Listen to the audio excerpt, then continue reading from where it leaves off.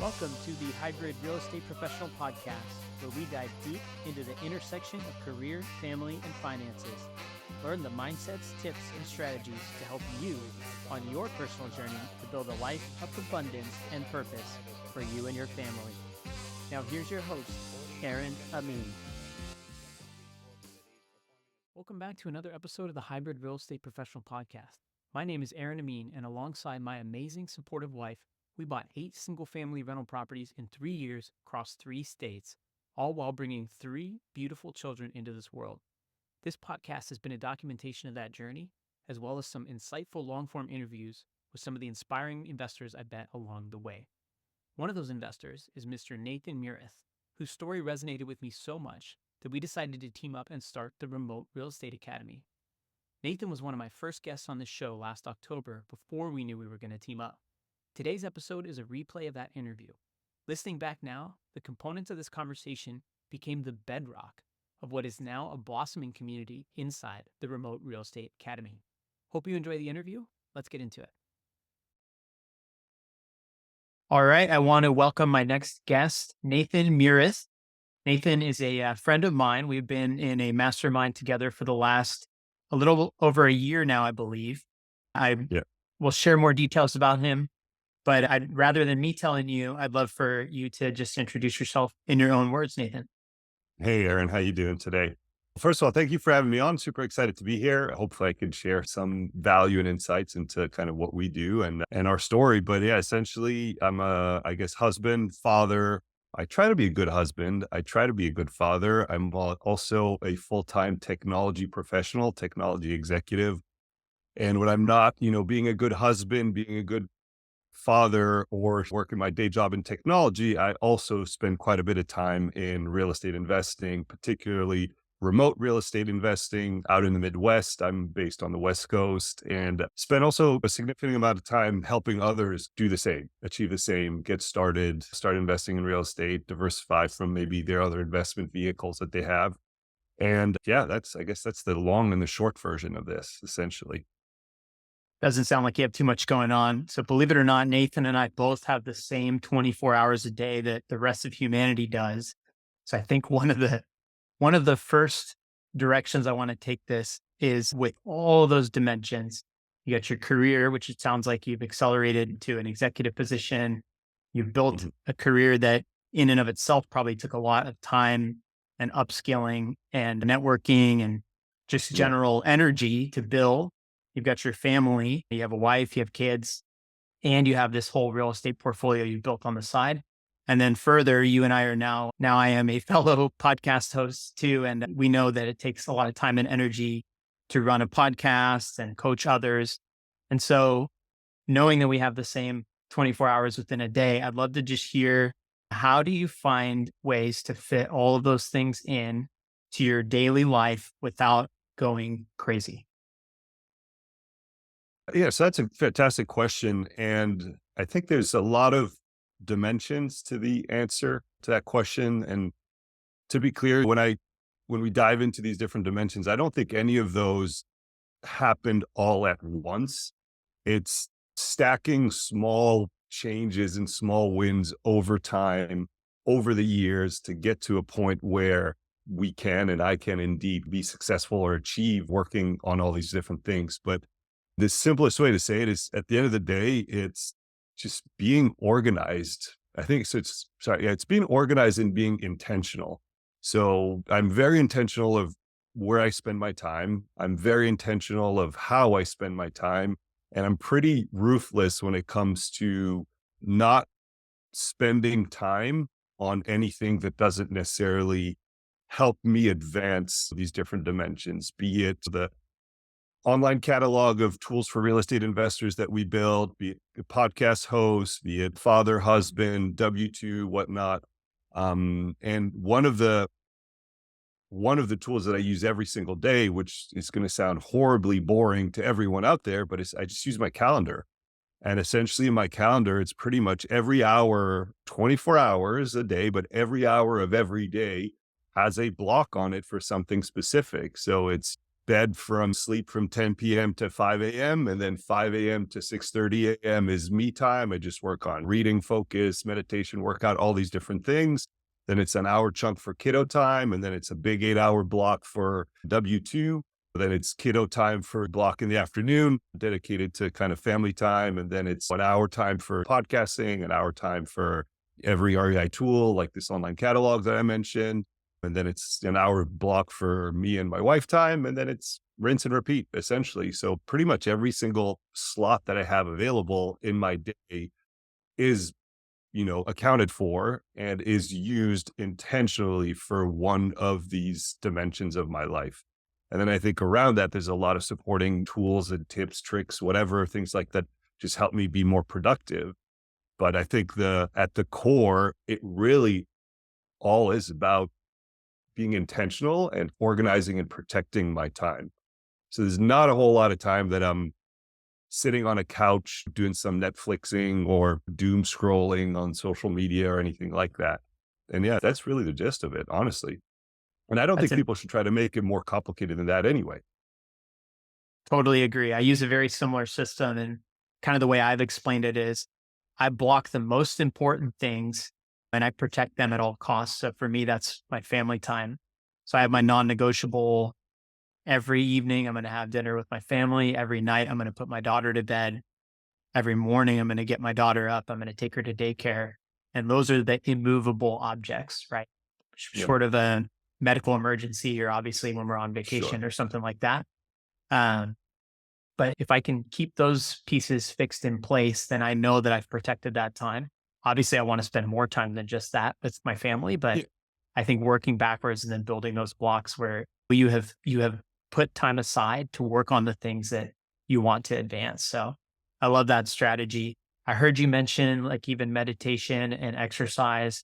So those are on top of the original dimensions you mentioned at the beginning. And Yep. so have you felt that even despite all these things in motion, that you've been able to maintain that kind of health, physical and mental health component, or has that ever slid along your journey? Because I think it's so important to continue to No, budget so time for those, but it's easy for it to slip.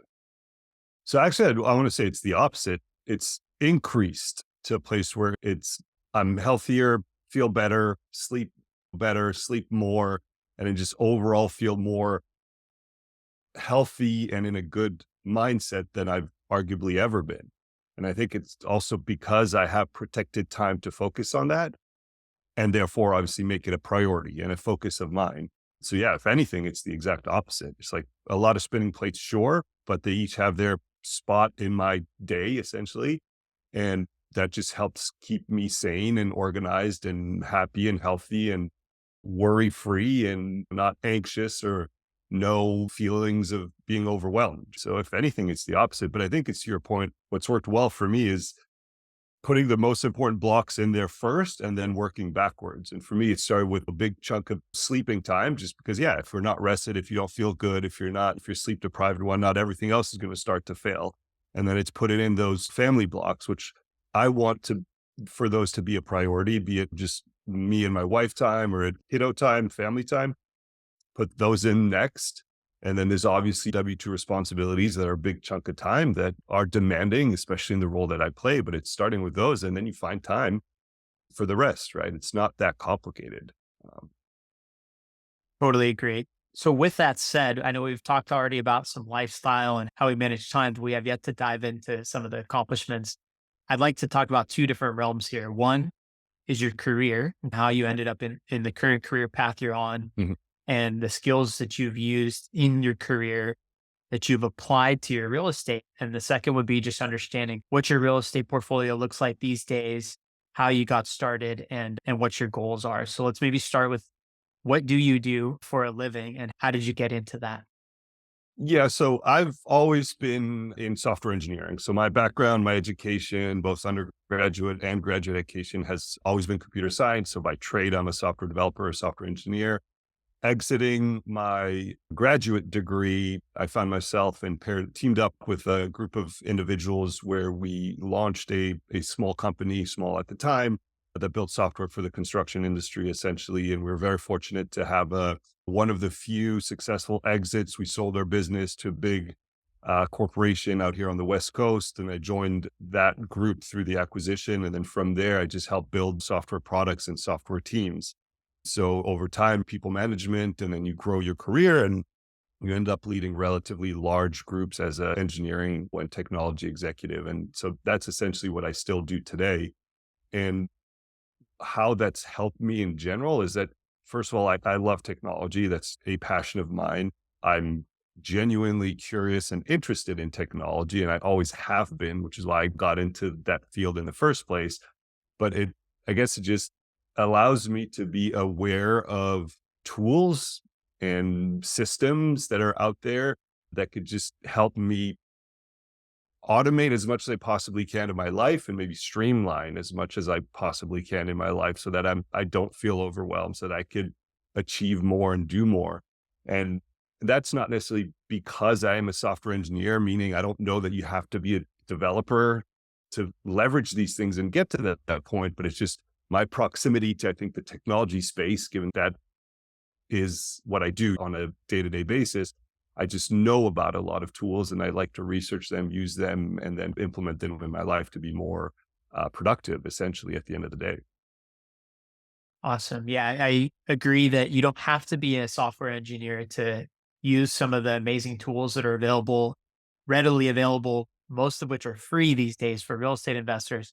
But having that strong background allows you to navigate those. And I know you've even built some of your, like you built your own website where Yeah. being able to whip that up and have a list. We'll let you promote that in a minute, but you have a couple of different workflows you built to support your business and help other real estate investors with education, tools, technology. And so I'm sure just being able to think with that engineer mindset helps you. Not to mention, I imagine the paycheck is probably better than some other careers, and that helps Of fund course. the Yeah. real estate, which never hurts. Yeah. Yeah, So I mean, with I think that, it's go it's ahead. really, I mean, it's what I try to do, and this is maybe the engineering mindset, is like any task that I've done more than once, I will stop myself and see and figure out and try to understand how can I automate this so I never have to do it again. And it's just, and maybe that is that kind of engineering background and mindset, but that's where it stems from. And then I essentially try to either automate everything or forget everything, meaning I want to get as much out of my brain as I possibly can so that I can only focus on the important stuff. And a small example of that is like I use an iOS device, an iPhone, but I'm sure this is equivalent on Android devices. The shortcut menus for any app can allow you to send something to a reminder, and then you set a date and time for that reminder. That way, when something pops up, I'm like, oh yeah, I don't need to worry about this now, but I'll have to answer this email next week. So just set a reminder for next week. I forget about it, it pops up. And when I need to take action on it, I can, and I do. And then you can do this in emails, email clients, Slack, everywhere on your phone. And it's just things like that, essentially.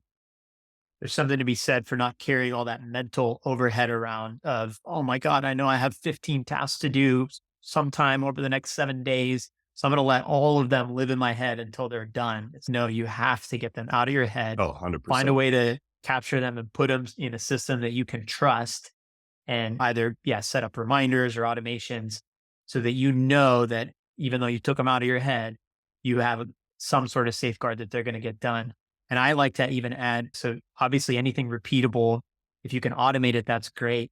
I also Hmm. started working with VAs, and my kind of Hmm. framework is if it's repeatable and it doesn't require decision making, then it's definitely something my VA can do. So between the automations that are available and the VAs that I've worked with, I now have way less mental overhead when it comes to just all the moving pieces. So that's great. And so your real estate portfolio, let's break it down. Give us the Reader's Digest. When did you start? What did you focus on? How did it develop and where is it going? Yeah. So I guess we started in 2016, 2017, something like that. And it all started with when my wife and I wanted to buy our primary residence in the Bay Area, California. And we were looking at our initial and our first primary residence acquisition and purchase, always through the lens of we're going to live here for a while, but at one point, kids, schools, we don't like it, whatever the reasons, we were going to move on and probably move to some other place. And when we do, we wanted to make sure we could rent out the place that we were buying as our primary residence. So we looked at and we're shopping around for our primary residence, looking at it through both lenses. This is our home, but also this is going to turn into a rental. So that's really when we got started. We then, and I'm trying to remember exactly like the different dates and things. It's a few years ago now, but I think fairly typical, I think, or at least I've heard this story many times before. So we're not really special or different that way. But I heard someone on some real estate show, podcast, YouTube channel,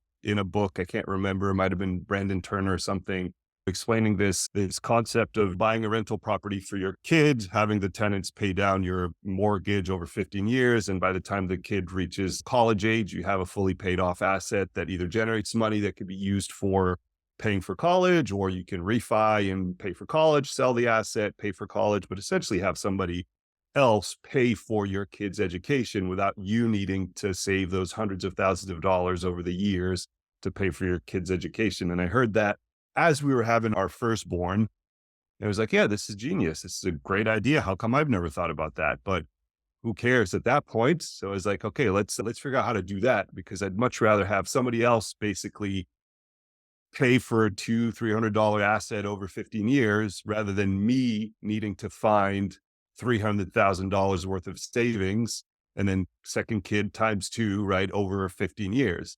And I say that was the catalyst for launching us more seriously into real estate investing. And then it was basically looking at what was realistic and available around our location and where we lived, seeing that it would be very hard to get something to cash flow in the Bay Area of California. And again, I said very hard. I know it's not impossible. Some people are going to get upset when you say that. It's just harder than other places. So I started looking elsewhere. And the what we were looking for, because newborn, full-time jobs, already senior management at the time. My wife also has a full-time job. So we're already busy. I was not looking for something that would be taken more time away from me. So I wanted something to be as easy, as simple, as passive as possible. And that kind of, over time, research, reading, education, talking to people and whatnot led us to considering extremely simple to understand, or say easy to understand, single family homes out in the Midwest, because they're, yes, one, more affordable price points, but maybe more importantly, because typically Midwest housing markets are much more linear and boring, right? They're relatively predictable. They're relatively flat. They're not cyclical like the coasts and whatnot. So just an easier thing to start with, like a single family home in a relatively simple, linear, quote unquote, flat market with one tenant, one mortgage, one insurance, all of this stuff that just led us to single family homes. And when looking for these first, in this case, it was the first rental property that we wanted to buy for our son. As I mentioned, we were looking for this to be as passive as possible. Plus, obviously, we're not located in the Midwest. We're still on the West Coast. So we're going to have to find our team, property management, insurance broker, mortgage broker, handy person and whatnot to help with any and all of the work and management of the property. So we wouldn't have to do that. And so we spent the time building that team, then acquired this first property. And it was so easy. And I'm saying this in hindsight, right? It was a lot of time and a lot of research and a lot of hours and a lot of networking and mastermind and talking and whatnot to get to a point where, okay, let's do this. But once we acquired that first property, in hindsight, we were like, hey, this was actually extremely simple. And then, so I think it was maybe 3 weeks after we closed on our first investment property, we already had the second under contract, because an opportunity came up and we understood what we're dealing with. It was a very similar home in a very similar neighborhood, like 3 or 4 blocks down the street or whatever, same team and whatnot. So it was just very easy for us to just go on and acquire the next one. And so we got those. And then we got to thinking, ideally, each of these properties is now generating an amount of free cash flow. So cash that we can essentially do whatever we want with. And We were not spending that on going out dinners, beers, vacations, or anything like that. It was just, it's cash that we're just saving, it's staying. And again, looking at our numbers and running our numbers, hey, if we get to a certain number of properties that generate a similar amount of free cash flow, then that threshold number for us was 8 in our case. But once we get to 8 properties, then those 8 properties will start generating enough cash on their own to fund the next acquisition, the down payment for the next property. And then we don't have to come out of our own pockets for acquiring the next property. So after that second purchase, we ran those numbers that I was just describing. You're like, hey, this, if we just keep going a few more, we'll get to a place where it'll be a self-sufficient system. And isolated system just pays for itself, saves enough down payment funds in a year, 6 months, 4 months, 3 months to fund the next acquisition. And that's basically how we got started and where we are Awesome. today. It reminds me of that, was it Pringles ad? Once you pop, the fun don't stop. You got that first one, and then all of a sudden the light bulb Never went thought of it off. that Like, way, but yeah. hey, we can replicate this same. You put all that effort, start at the beginning to building a team, picking a market. Like you said, it's a lot of due diligence, phone calls, vetting different team members. Ultimately, you're putting a lot of your own money in an asset that somebody else is going to manage from Mm, a couple thousand miles away. It's a lot of trust you have to build.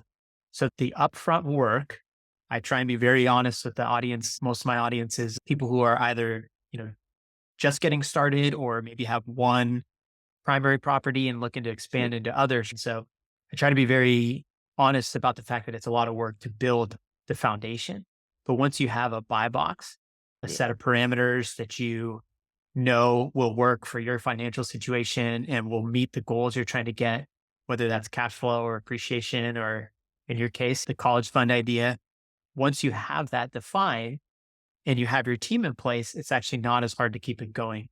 So I think that's a really important thing to punctuate because you probably, correct me if I'm wrong, mhm, if you're not in an active buying phase, I imagine you don't have to spend too much time on your portfolio, just with the management and all that between the automations and your property manager and all that. Is that a big time sink for you, or is no. that pretty streamlined? Not at all. I think to your point is if we are in an acquisition, it's a completely different story because just like anyone who's bought a home, any kind of home will know and understand between loan documents, insurance, inspections, offers, negotiations. Yes, there's obviously more when you're in the process of buying a property. If you're not in the process of buying a property, it's I'm trying to think even over the last month or two, I think it was 4 emails maybe over the last month or something like that. Outside of that, I spend 20 minutes a day seeking and looking for the next property that we want to acquire. So looking for additional opportunity, but that's not management. That's growth. It's looking for the acquisition of the next one. Like for our existing portfolio, to your point, yeah, it was, I want to say a couple emails in the last month, maybe 3, 4 emails. I don't know, something like that. So not a lot. Today's episode is brought to you by the Remote Real Estate Academy, the community I launched last year where I personally coach investors and empower them to buy rental properties anywhere in the United States. My business partner Nathan and I have a collective 15 years experience with over 20 cash flowing out of state rental properties. We provide a step by step playbook on how you can build your own portfolio and start accessing the life changing benefits of real estate investing starting today. Go to remoterealestateacademy.com for more info, or better yet, shoot me an email at aaron@aaronamin.com with subject line RREA, and I'll throw in a special bonus for podcast listeners who join the Academy. Now let's get to the show. Yeah, it's a mindset of defense, right? Playing, Yeah, protecting whatever risk might come up for your current portfolio, touching base with your property manager, bookkeeping, all those tasks that just keep the operation moving. And then there's yeah, offense, which is, yeah, looking for your next deal, whether it's in your same market in, that you already have a team and a buy box in, or whether it's maybe even expanding out into a new market. Those are the activities you want to be spending time on. Those are what actually yeah, grow your portfolio and get you closer to your goals. So yeah, there's a time and place for both, but the more you can streamline those defense activities, that probably the better off you'll be. And as we were talking about at the beginning, we all have lives. We all have yeah, families, most likely, or at a minimum, probably have a job. other things you want to spend time on other than just scouring real estate listings and dealing with tenant calls and property managers. You've built a pretty incredible business. I know you from the time we've spent together. You're very thorough. You have very methodical process for how you acquire properties, how you find team members. You and I are both very passionate about helping other people get started. Mhm. And a lot of that is getting over the mental barrier. There's something just overwhelming if you're starting from scratch when you think about buying a house, especially potentially out of state, and you just have these nightmare scenarios playing through your head where something goes wrong and you're not there to fix it. And sometimes that can be paralyzing. So you obviously you're outside of your primary house. You decided to invest out of state, which took some courage, and I'm sure you grappled with some of those same Mhm. emotions. What did you do to get past that initial mental barrier and feel comfortable enough to actually close on your first rental? And then part two of that question is, once you realized it was possible, what Mhm. gave you so much confidence to be able to just start repeating that so quickly? You said it was only a matter of weeks before you were looking at your next property. Yeah, I don't know how popular this answer is going to be or whatever, but the remote or local or the remote versus local real estate investing, to me, that I was gonna say never entered the picture. It was irrelevant, I think is a better way to say it, because even if I bought the house next door that's right behind me as a rental property, right? I don't want to manage it. I don't want to spend time managing it. And I always knew that. I always knew we were going to go into this for the long-term potential and for real estate to be the vehicle, but not for me to turn into a property manager, not for me to turn into, and me, it's me and my wife really, but it's not for us to turn into the social support for the tenants if they needed it. So even if I bought this house next door, I would have found the team to manage it for us. And now, whether it's here, the house next door or a house 2,000 miles away, at that point, it doesn't really make a difference. If something blows up in the house next door that I own, I'm not the one that's going to go fix it. So I'm still going to rely on somebody or call somebody or whatever. So in that sense, it was irrelevant, local versus remote. So the remote piece of your question is what's irrelevant or never really entered the picture. Um, I guess to answer the other part of your question around, what it took, I think it just took the time, and we could talk about time a whole lot, especially about real estate, because I think that's something that trips up a lot of beginners, but it took the time and the diligence to find and build that team, right? Once I knew I could trust my property manager, then essentially it was like, okay, it makes no difference if this house is next door, if the house is 2,000 miles away. But we spent, I mean, I can't, I want to say 8 months maybe of research, education, books, networking, talking to other investors, asking for recommendations, calling those recommended property managers, acting as a prospect tenant, acting as a prospect owner, Google reviews, Yelp reviews, Reddit, you name it. But we spent hours and hours of time to find the right team. And once we had the right team, then those fears in a sense, and they're always fears, right? If you're going to pluck down $40,000 for down payment, closing costs, and things like that, of course you're scared, but it's no different than any other big purchase. But knowing that we did our due diligence and we have a solid team, then those fears went away. I love that.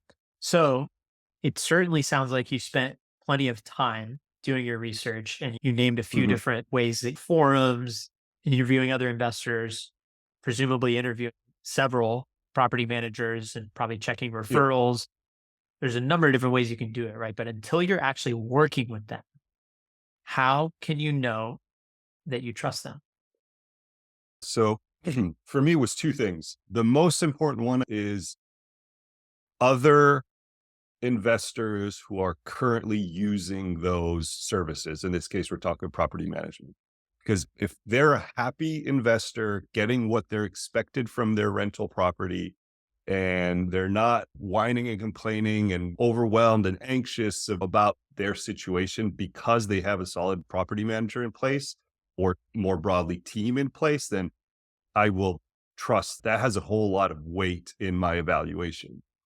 The other thing that I did, which isn't maybe as important just because it's easier to tweak, but is I actually went on Thumbtack, Yelp, Google, and whatnot, and searched for reviews because while it's not everything, they're actually pretty relevant, in my opinion, for property management. Because if you think about it, property management is right to stay correct here. And I say that because they're stuck between owners wanting a whole lot more from them in terms of news, information, better returns on the rental property, faster turnarounds to get a tenant in, you name it. And on the other side, they're stuck with the tenants who are like, this broke, that broke. When am I going to get this thing fixed? When are you going to deliver or switch utilities over? Whatever it is. They have a pretty crappy job.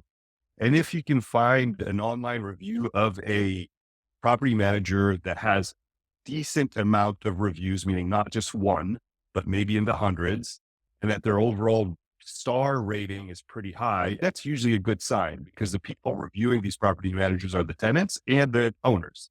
So those are the two things that we looked at essentially. That's but basically, how we spent the time. But I would say again, if you can find other investors that have a similar profile to yours, that invest in similar properties as yours, and have been working with these team members, in this case, we're talking property managers, for an extended period of time and are happy with them, that's worth a lot. So that's where the networking and finding other investors to talk to is critically important. Absolutely. I think so. I've been very open about when I did my first fully remote investment in Iowa, we did not do as much due diligence as I would have liked.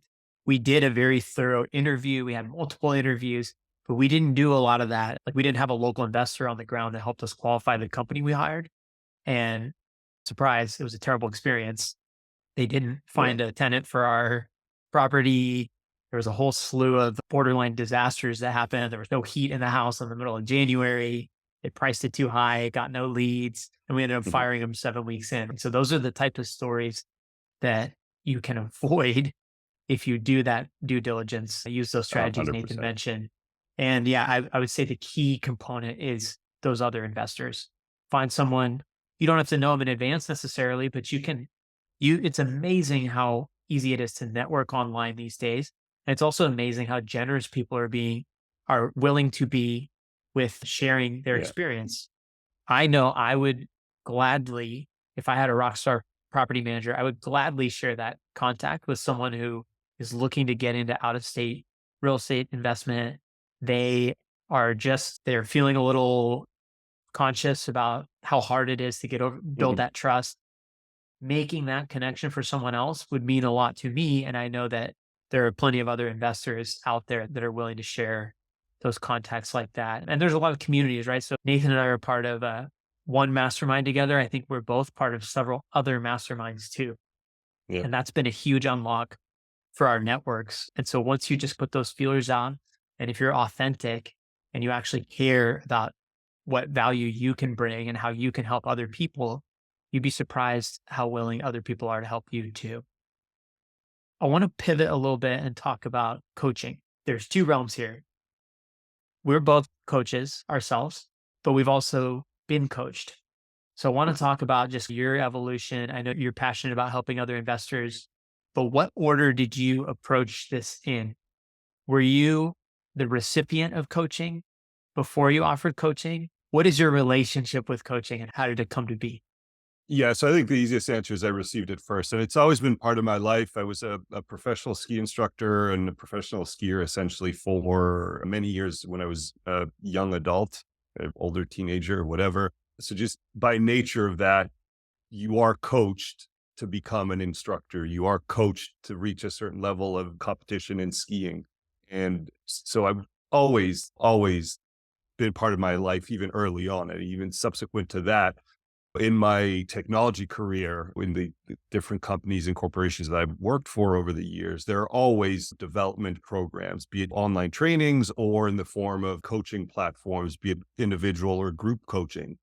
And that's helped me tremendously in my technology and W-2 career as well. So, and if you, maybe even more importantly, is that I'm always looking to grow myself, always looking to get better, reading podcasts, documentaries, whatever it is. So just generally having a coachable mindset is just part of who I am. So I think that's what I started with. And I also got coached on like the real estate investing front and all that when we were getting started. So I think it started with that. And like for many people, I think, but just organically because our friends and family and coworkers and friends of friends and coworkers of coworkers were witnessing and seeing what we were doing in real estate, investing remotely, full-time job, young kids, all this stuff, and we could make it work. They would come to me and my wife and ask, well, how do you do it? How did you do that? And how do you do this? And when you want to do this, how does that happen? So we just started helping because we believe in helping others. And yeah, that's just how we got into more formal coaching. Because again, it's like I've said this 12 times now. Let me record it and send it to somebody so I don't have to exchange time for the same basically question, essentially. Back to automate. I've done this thing twice. Can I automate it so that it's repeatable? So that's how we got into it. There's a couple questions that always come to mind. These are just like prompts I've heard about either setting up a product or a service. What Mhm. can you talk about unscripted for 30 minutes? What's one topic? So for us, that's probably real estate investing. And I'm sure there's others too. And the second is, what do people constantly ask you about? So I think you just answered that, right? You, your friends Yeah. and family and other coworkers and people started approaching you about real estate. So why not start to package some of that content? I think you have a newsletter. I know you have a website. And like you said, you created some tools where when somebody asks you a question, you can now point people towards that. I did the same. I started a newsletter last November. And now Mhm. just about any common question that I've been asked, if somebody asks it now, I can just point them to one of my previous newsletters. And I like being able to do that. Frankly, I don't mind having the conversations with them, but it's so much easier if I'm like, hey, I wrote about this in detail. Here's some screenshots and step by step on how to Yeah. use this software. And then further, if people really do want to be coached, which is different than just following a training manual. If they want to be coached and they want to set goals and really work towards them, work on their mindset and set a vision for the future, that is something that I feel passionate about being available to people for. Mhm. It's something that I've worked with coaches on. And I like what you said about just continuing to be coachable, Mm. regardless of where you are in your career or life. That mindset is worth millions of dollars or millions of Mm. whatever currency you value the most. I think that's an incredible mindset to have. Yeah. Family, back to family. We talked a little bit about this at the beginning. Do you and your wife, what role does she play in your guys' business? Do you guys talk about your vision for your real estate business together? What kind of partnership do you guys have on your business?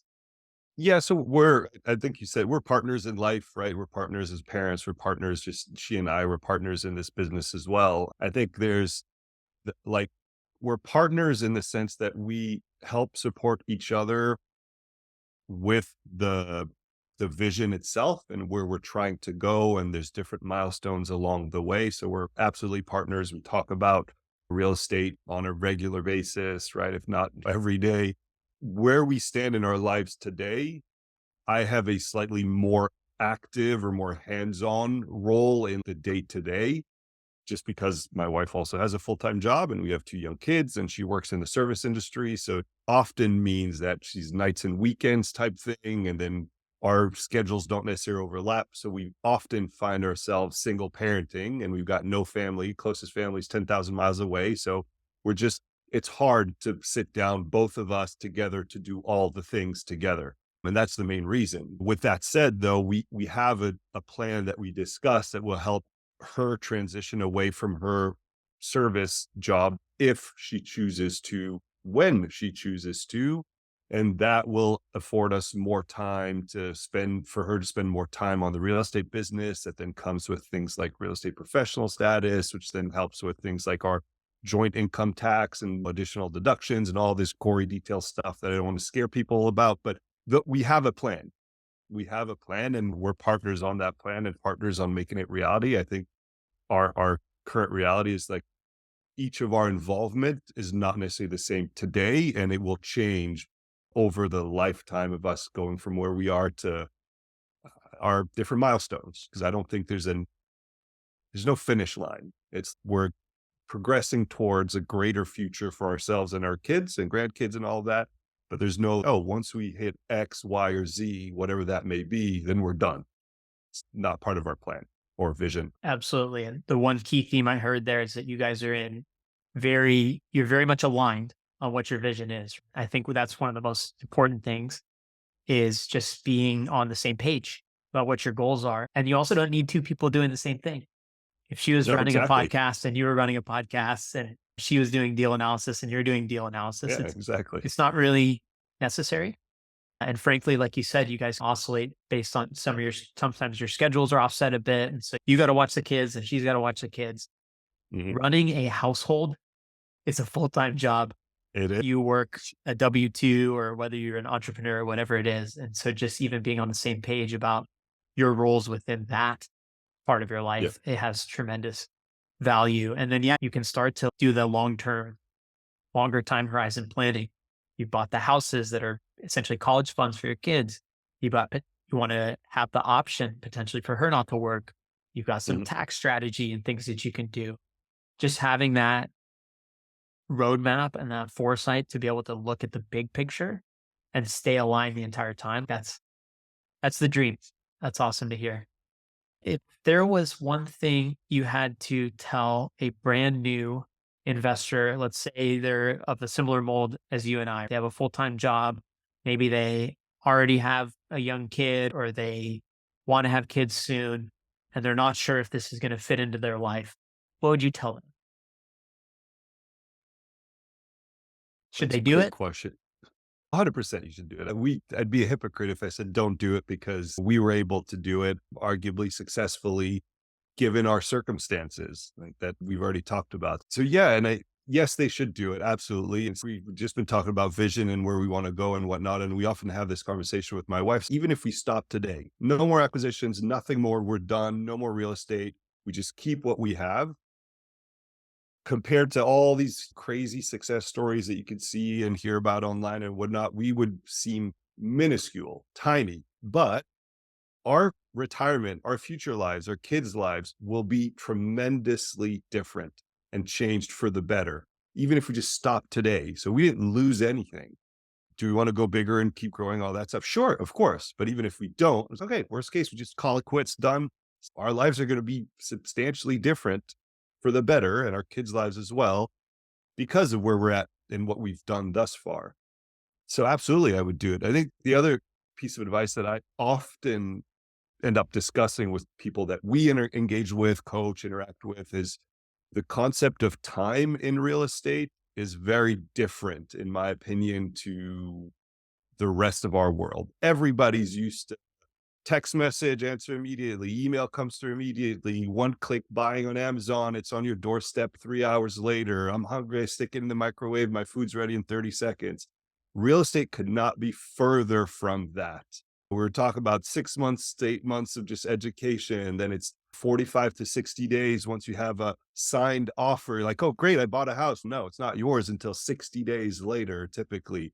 Then it's new home onboarded by the property management company that you use. And it takes a year, 2, 3 sometimes with tenants coming in, coming out, property management taking over a new home that they don't know, that they haven't fixed up, that they haven't managed, that they haven't inspected all this stuff. So it takes a year, 2, 3 to stabilize a new property before it's humming along with a good tenant, nothing breaking and all of that.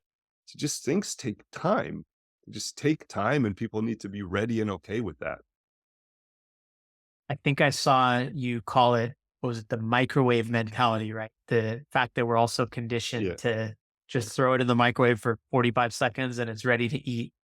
Yeah, Yeah. breaking out of that and just zooming out. And to your point too, that when you buy a house, sometimes we get fixated on, hey, this is going to kick off $100 a month in cash flow after all the expenses that I can use towards my daily life.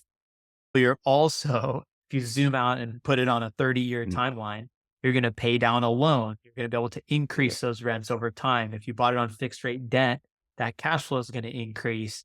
There's a number of different benefits that you're going to get if you can focus on the long term that you wouldn't otherwise yeah, get if you invested in just about any other asset class. So that's a good call out too. It's like the cash flow is nice, but it's a very small piece of what the overall benefits of investing in real estate are. So one other yeah. question I have for you before we wrap things up. We didn't really talk about Undor Capital, which is your business. So what is Undor Capital? What are you looking to accomplish with it? And then we can round that out into how can people stay in touch with you and follow you? Sure. So essentially, yeah, it's Undor Ventures, but or just Undor is the simplest way to remember it. And essentially, that is our real estate company, for lack of a better term. It just sprung out organically from doing the things that we do and talking about real estate, like we discussed on the show today. Excuse me, but it really started from us looking to protect our assets from a legal standpoint. So instead of owning them in our own names, own them in an LLC and whatnot. So we started with that. But then because we started helping and coaching other people, we saw some income through that. So it became like a coaching thing as well, in addition to our real estate company, essentially. And then because we found ourselves talking to a lot of people who are interested in real estate, either through coaching or just learning from our experience, we ended up also coming across folks that were interested in investing in real estate, but didn't weren't interested necessarily in owning the asset. They wanted to diversify. They were trying to understand how they could potentially put their money to work. And we've essentially now engaged in private money lending or leveraging private money lenders to fund our real estate business, which then in turn obviously provides these lenders with typically double digit returns on their money. So it grew into these three different things essentially. So that's, yeah, Undor essentially. Awesome. So it started with buying a primary residence and it turned into now a full on venture. You got teams Yeah. across the country. You got a portfolio. You got seeds planted for your children's future. You've got a long term vision for your family. It's just amazing how probably when you started, you couldn't see all that coming together just yet. But then once you're in, it's turned into something pretty incredible. And this is the story, these type of stories are what I love to share with the audience because I think Yeah. just having that, taking that first step and getting started, even if it's not the home run deal that you might be swinging Mm, for, just getting on base and playing the game allows you to open the door and work towards these broader, beautiful yeah. visions that can play out over a long time. So, Nathan, thank you so much for joining today. Where can people find you and how would you like them to stay connected? Easiest way to get in touch with us and to avoid or to feel more prepared already and avoid some of the mistakes we made when we got started investing in real estate is to go get our checklist essentially. And you can go to readyforrealestatechecklist.com, all spelled out. And you'll get a checklist of things that you need to do to get ready to get started, and as well as our contact information, and we'll be in touch. So that's essentially the easiest way. Readyforrealestatechecklist.com. Very cool. And I will make sure to include that in the show notes. Nathan, thanks again. And we will have this out shortly to our audience. Appreciate your time. Yeah. Appreciate you, Aaron. Thanks a lot. All right. Thank you for making it to the end of today's episode. As you may know, podcasts are very difficult to grow organically. If you're getting value from today's episode, I'd deeply appreciate if you can take 30 seconds to leave my show a 5-star rating and review. This will go a long way to helping me reach more listeners just like you. Thank you so much in advance.